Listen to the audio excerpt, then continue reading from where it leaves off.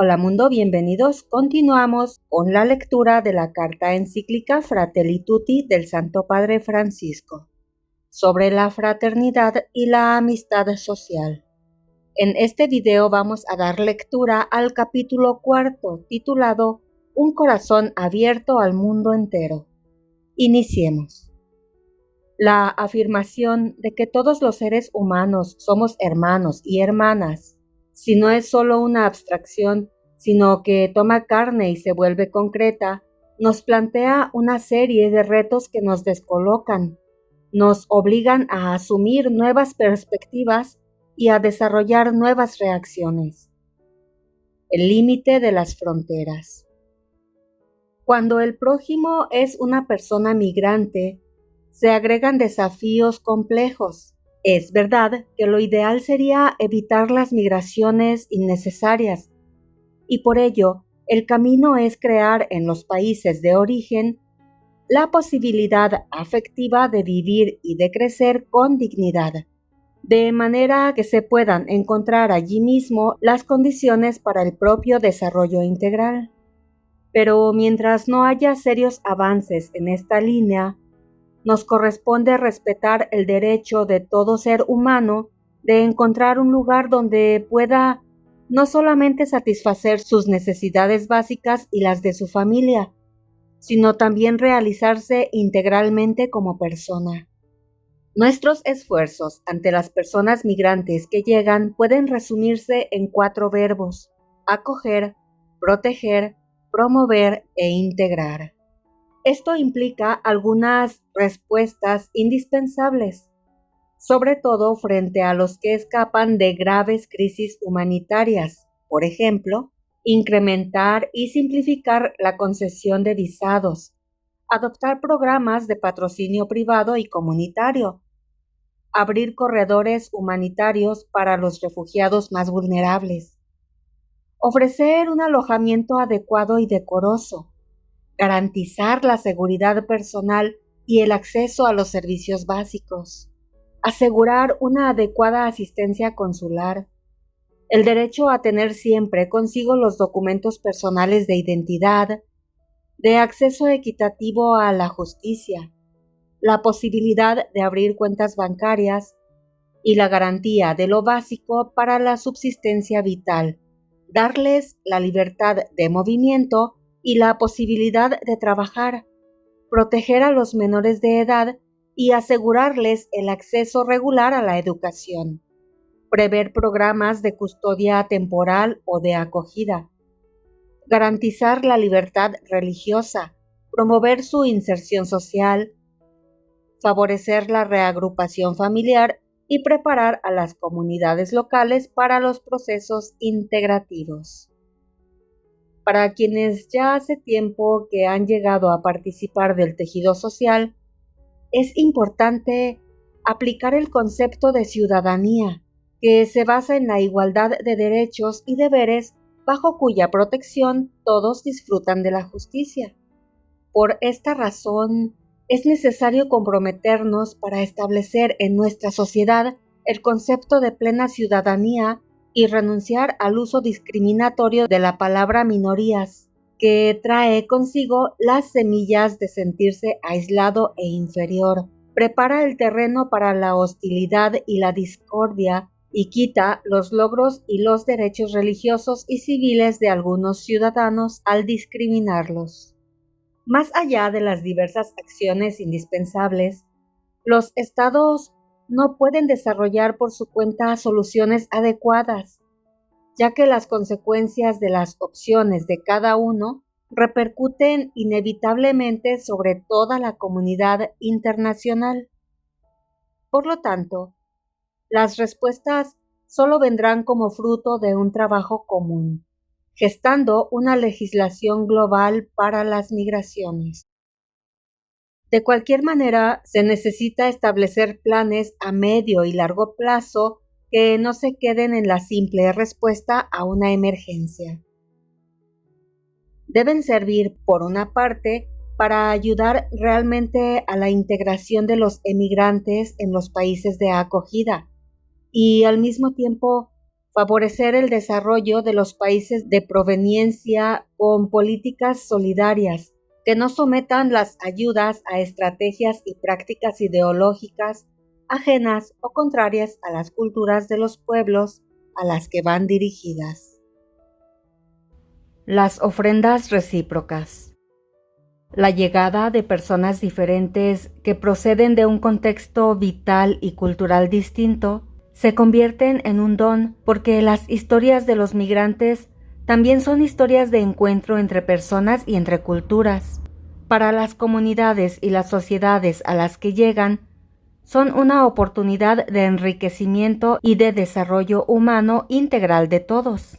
Por esto, pido especialmente a los jóvenes que no caigan en las redes de quienes quieren enfrentarlos a otros jóvenes que llegan a sus países, haciéndolos ver como seres peligrosos y como si no tuvieran la misma inalienable dignidad de todo ser humano. Por otra parte, cuando se acoge de corazón a la persona diferente, se le permite seguir siendo ella misma, al tiempo que se le da la posibilidad de un nuevo desarrollo.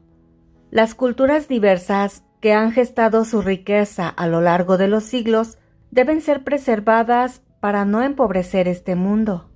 Esto sin dejar de estimularlas para que pueda brotar algo nuevo de sí mismas en el encuentro con otras realidades. No se puede ignorar el riesgo de terminar víctimas de una esclerosis cultural. Por ello, tenemos necesidad de comunicarnos, de descubrir las riquezas de cada uno, de valorar lo que nos une y ver las diferencias como oportunidades de crecimiento en el respeto de todos. Se necesita un diálogo paciente y confiado para que las personas, las familias y las comunidades puedan transmitir los valores de su propia cultura y acoger lo que hay de bueno en la experiencia de los demás. Retomo ejemplos que mencioné tiempo atrás.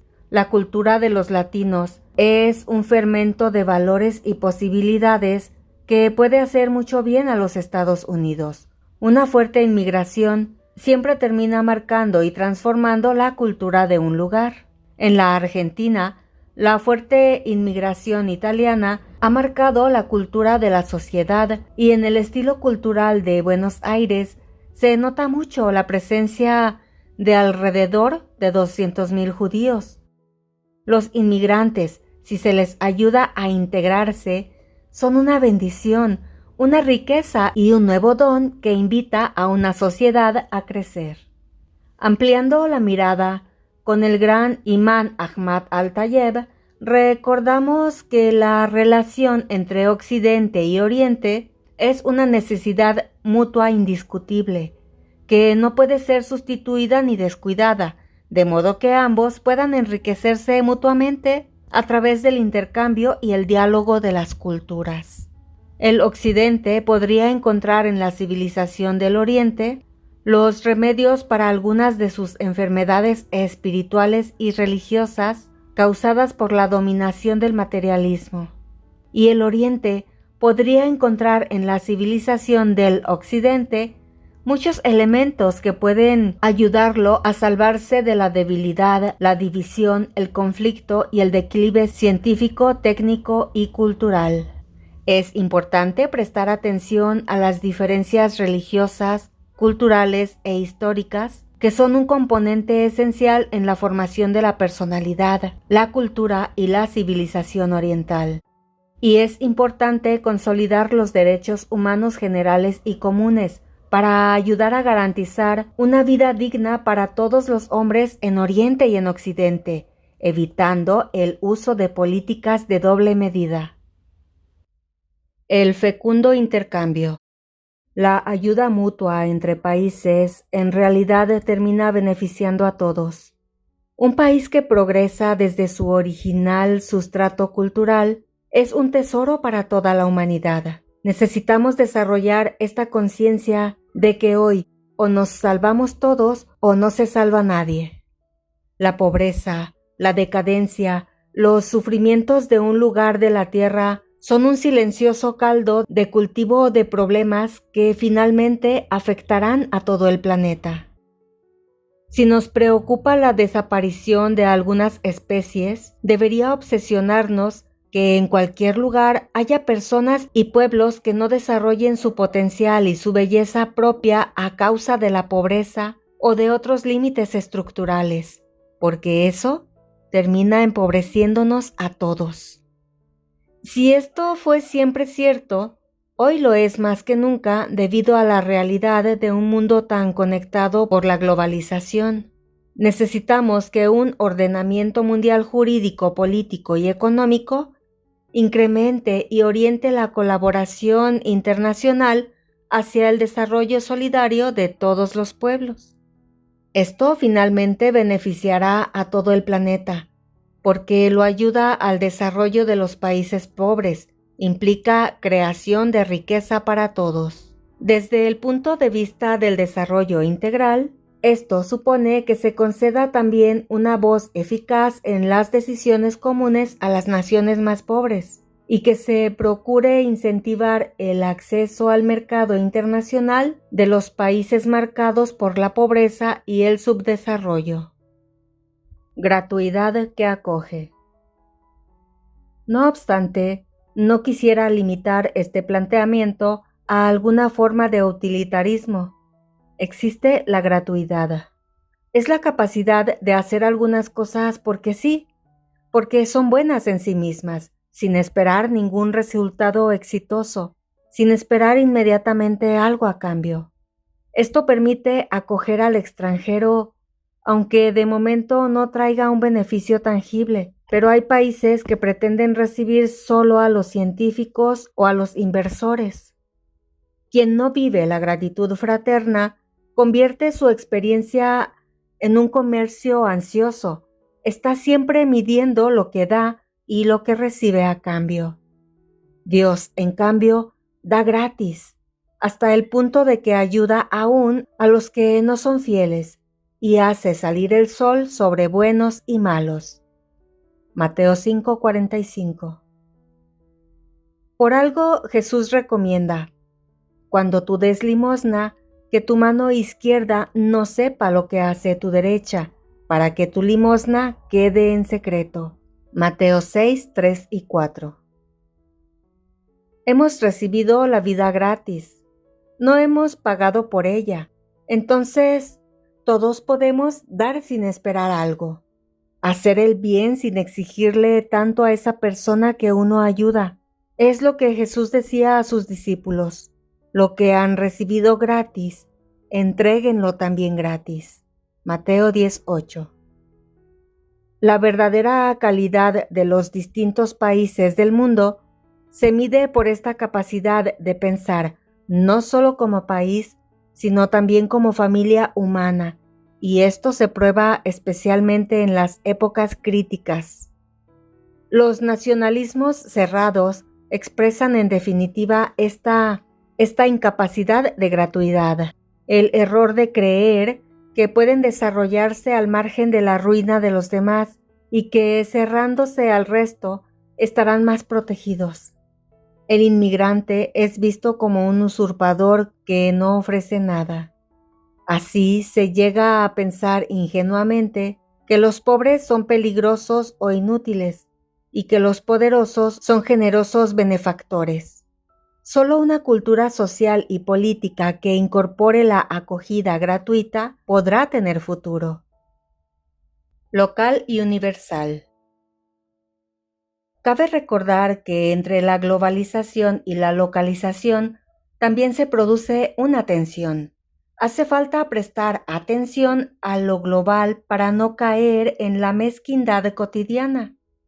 Al mismo tiempo, no conviene perder de vista lo local, que nos hace caminar con los pies sobre la tierra. Las dos cosas unidas impiden caer en alguno de estos dos extremos. Uno, que los ciudadanos vivan en un universalismo abstracto y globalizante. Otro, que se conviertan en un museo folclórico de ermitaños localistas, condenados a repetir siempre lo mismo. incapaces de dejarse interpelar por el diferente y de valorar la belleza que Dios derrama fuera de sus límites. Hay que mirar lo global, que nos rescata de la mezquindad casera, cuando la casa ya no es hogar, sino que es encierro, calabozo. Lo global nos va rescatando porque es como la causa final que nos atrae hacia la plenitud. Simultáneamente, hay que asumir con cordialidad lo local, porque tiene algo que lo global no posee. Ser levadura, enriquecer, poner en marcha mecanismos de subsidiariedad. Por lo tanto, la fraternidad universal y la amistad social dentro de cada sociedad son dos polos inseparables y coesenciales. Separarlos lleva a una deformación y a una polarización dañina. El sabor local. La solución no es una apertura que renuncia al propio tesoro. Así como no hay diálogo con el otro sin identidad personal, del mismo modo no hay apertura entre pueblos, sino desde el amor a la tierra, al pueblo, a los propios rasgos culturales. No me encuentro con el otro si no poseo un sustrato donde estoy firme y arraigado, porque desde allí puedo acoger el don del otro y ofrecerle algo verdadero. Solo es posible acoger al diferente y percibir su aporte original si estoy afianzado en mi pueblo con su cultura. Cada uno ama y cuida con especial responsabilidad su tierra y se preocupa por su país, así como cada uno debe amar y cuidar su casa para que no se venga abajo, porque no lo harán los vecinos. También el bien del universo requiere que cada uno proteja y ame su propia tierra. De lo contrario, las consecuencias del desastre de un país terminarán afectando a todo el planeta. Esto se fundamenta en el sentido positivo que tiene el derecho de propiedad. Cuido y cultivo algo que poseo, de manera que pueda ser un aporte al bien de todos. Además, este es un presupuesto de los intercambios sanos y enriquecedores. El trasfondo de la experiencia de la vida en un lugar y en una cultura determinada es lo que capacita a alguien para percibir aspectos de la realidad que quienes no tienen esa experiencia no son capaces de percibir tan fácilmente. Lo universal no debe ser el imperio homogéneo, uniforme y estandarizado de una única forma cultural dominante que finalmente perderá los colores del poliedro y terminará en el hastío. Es la tentación que se expresa en el antiguo relato de la Torre de Babel. La construcción de una torre que llegara hasta el cielo no expresaba la unidad entre distintos pueblos capaces de comunicarse desde su diversidad.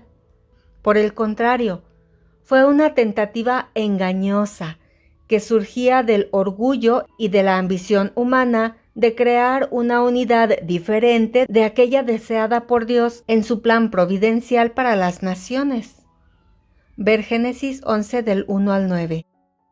Hay una falsa apertura a lo universal que procede de la superficialidad vacía de quien no es capaz de penetrar hasta el fondo de su patria, o de quien sobrelleva un resentimiento no resuelto hacia su pueblo. En todo caso, siempre hay que ampliar la mirada para reconocer un bien mayor que nos beneficiará a todos. Pero hay que hacerlo sin evadirse, sin desarraigos. Es necesario hundir las raíces en la tierra fértil y en la historia del propio lugar, que es un don de Dios. Se trabaja en lo pequeño, en lo cercano, pero con una perspectiva más amplia. No es ni la esfera global que anula ni la parcialidad aislada que esteriliza. Es el poliedro, donde al mismo tiempo cada uno es respetado en su valor. El todo es más que la parte y también es más que la mera suma de ellas. El horizonte universal. Hay narcisismos localistas que no son un sano amor al propio pueblo y a su cultura. Esconden un espíritu cerrado que, por cierta inseguridad y temor al otro, prefiere crear murallas defensivas para preservarse a sí mismo. Pero no es posible ser sanamente local sin una sincera y amable apertura a lo universal, sin dejarse interpelar por lo que sucede en otras partes, sin dejarse enriquecer por otras culturas o sin solidarizarse con los dramas de los demás pueblos. Ese localismo se clausura obsesivamente en unas pocas ideas, costumbres y seguridades, incapaces de admiración frente a la multitud de posibilidades y de belleza que ofrece el mundo entero, y carente de una solidaridad auténtica y generosa. Así, la vida local ya no es auténticamente receptiva, ya no se deja completar por el otro, por lo tanto, se limita a sus posibilidades de desarrollo, se vuelve estática y se enferma.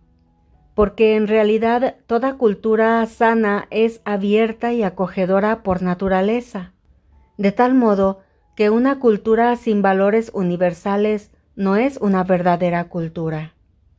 Reconozcamos que una persona, mientras menos amplitud tenga en su mente y en su corazón, menos podrá interpretar la realidad cercana donde está inmersa. Sin la relación y el contraste con quien es diferente, es difícil percibirse clara y completamente a sí mismo y a la propia tierra, ya que las demás culturas no son enemigos de los que hay que preservarse, sino que son reflejos distintos de la riqueza inagotable de la vida humana. Mirándose a sí mismo con el punto de referencia del otro, de lo diverso, cada uno puede reconocer mejor las peculiaridades de su persona y de su cultura, sus riquezas, sus posibilidades y sus límites. La experiencia que se realiza en un lugar debe ser desarrollada en contraste y en sintonía con las experiencias de otros que viven en contextos y culturas diferentes. En realidad, una sana apertura nunca atenta contra la identidad, porque al enriquecerse con elementos de otros lugares, una cultura viva no realiza una copia o una mera repetición, sino que integra las novedades a su modo. Esto provoca el nacimiento de una nueva síntesis que finalmente beneficia a todos, ya que la cultura donde se originan estos aportes termina siendo retroalimentada.